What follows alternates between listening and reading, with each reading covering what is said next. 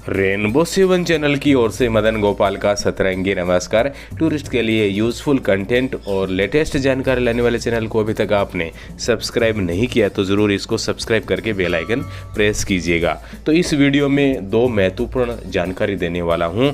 यदि आप Manali Leh highway bike से, कार से या टैक्सी से करना चाहते हैं तो बहुत ही यूज़फुल जानकारी है। तो पहली जानकारी है कि कब तक खुल सकता है मनाली लेह हाईवे, और दूसरा है रोहतांग पास खुलने में देरी होने का कारण क्या है।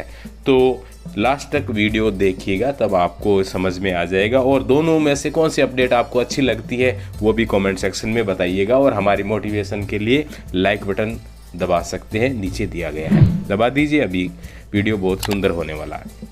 वीडियो की शुरुआत से पहले आपको खुशखबरी देते हैं कि इस बार जो मनाली लेह हाईवे है, यदि सिचुएशन कंट्रोल में रही तो 1 महीने पहले खुलने की संभावना है। तो ये खुशखबरी हो गई पहले। और आपको बता दें कि मनाली लेह हाईवे है, ये सामरिक महत्व का है, यानी सेना है अपनी भारतीय सेना, उसके लिए बहुत ही उपयोगी है।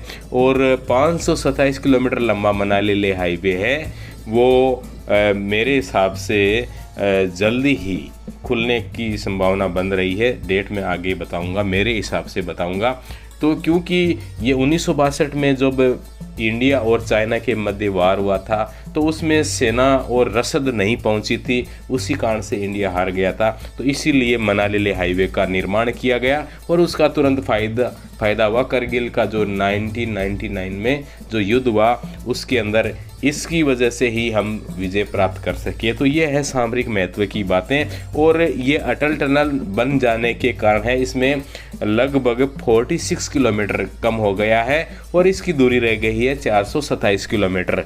और आपको बता दें कि सीमा सड़क संगठन यानी BRO है, इसके अंदर 2 पार्ट कर दिए गए हैं। एक तरफ मनाली से सरचू तक जो लगभग 222 किलोमीटर है, और सरचू से लेह तक है 220 किलोमीटर है। इसके अंदर BRO की 2 टीमें काम कर रही है और पूरी तन्मयता से और लगन से दिन रात कार्य कर रही है। और उसी के परिणाम स्वरूप बारालाचा को फतेह कर लिया गया है। बारालाचा पास है जो 4 पास से जाते हैं, रोहतांग पास, बारालाचा और नकीला पास और लाचुंगला। ला का अर्थ होता है पास।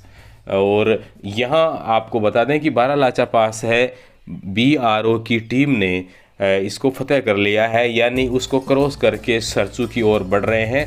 और उस तरफ से भी दोनों तरफ से काम युद्ध स्तर पर जारी है। और मनाली लेह हाईवे है जल्दी ही खुलने वाला है। और मेरा अनुमान है कि 15 अप्रैल के आसपास सेना के लिए बहाल हो जाएगा। जैसे ही सेना के लिए बहाल होगा तो आप उसके बाद थोड़े दिनों के बाद जो एज ए टूरिस्ट आप यदि बाइक राइड करना चाहते हैं, कैब से या कार से, टैक्सी से, जिस भी साधन से जाना चाहते हैं, सुंदरतम नज़ारों का आनंद लेते हुए आप मनाली से लेह हाईवे कर पाएंगे। तो ये तो रही मनाली लेह हाईवे की बात। और मेरे हिसाब से जो अप्रैल का जो अंत है उससे पहले अप्रैल लास्ट तक मनाली लेह हाईवे खुल जाना चाहिए। तो अपने बाइक की सर्विस कर लीजिए और अपने गाड़ी और अपने जो लगेज है उसको तैयार कीजिएगा। और परमिट भी बनाना पड़ेगा मनाली लेह हाईवे के लिए। बियॉन्ड रोहतांग पास परमिट की आवश्यकता पहले थी, अब अटल टनल होते हुए आप जाएंगे तो भी आपको परमिट की आवश्यकता होगी। तो फिलहाल तो केलोंग तक कोई परमिट की आवश्यकता नहीं है। जैसे ही खुलेगा परमिट की प्रोसेस में पूरी बताऊंगा। प्रोसेस इस वीडियो में, जो आगामी वीडियो में आपको मिल जाएगी। अब बात करते हैं कि रोहतांग पास बहुत सारे लोग जाना चाहते हैं, तो मैं आपको एक चित्र से समझाता हूँ। तो इस चित्र की सहायता से आप अच्छी तरह से समझ पाएंगे। तो मनाली लेह हाईवे करने वाले पहले रोहतांग पास के थ्रू जाते थे, और रोहतांग पास में ज़्यादा बर्फ़ होने के कारण लगभग 40 फुट के करीब बर्फ़ होती थी, और उसकी वजह से वो खोलने में देरी होती थी। 2019 की बात करें, जून के महीने में 1 जून को खुला था, आपको याद होगा। तो यहाँ 40 से ज़्यादा फीट की बर्फ़ जमी हुई होती थी।